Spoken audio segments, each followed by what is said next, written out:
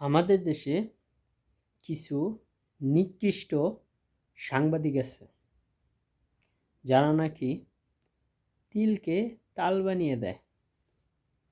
তাদেরকে এই জন্য বলতেছি, না জিনিস নিয়ে এটাকে লড়াইতে লড়াইতে এটাকে ভাইরাল করে দেয়।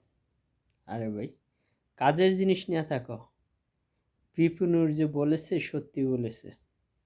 আমাদের দেশে কিছু সাংবাদিক অনেক নিকৃষ্ট, অনেক খারাপ। সবাই না, কিছু। যেমন এই যে মামুন আর লায়লা, কে এই মামুন আর কে এই লায়লা? এদেরকে নিয়ে কি একটা, ও মাই গড, এদেরকে নিয়ে এত রিপোর্ট নিউজ করে কি মানে কি? আর কে এই মামুন? কে একজন, মানে ও তো একজন আগেই জেলে গেছিল। লায়লা যদি ভালোই হইতো, লায়লা কি আর মামুনের সাথে থাকতো? একজন জেল খাটা লোকের সাথে থাকতো? হ্যাঁ, ও যেমন ও এমন। এই মামুনকে নিয়ে এই জজ ব্যারিস্টার এই কোনো কিছু মামুন? হ্যাঁ, দেখতে টুকার মতো। কি করছে না করছে এই নিয়ে রিপোর্টাররা কি অবস্থা শুরু করছে, এদের কোনো কাজ নাই। আর এদের চাকরিতে কেন বা রাখে, আমি তো এটাই বুঝি না।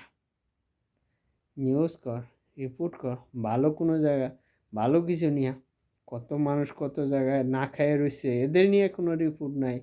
কত মানুষ বন্যায়, সিলেটে বন্যায় কত মানুষ ডুবে মরতেছে, এদের জন্য সাহায্য চা। না, এদের না, কি করে মামুনকে নিয়ে ব্যস্ত, লায়লাকে নিয়ে ব্যস্ত। What is this?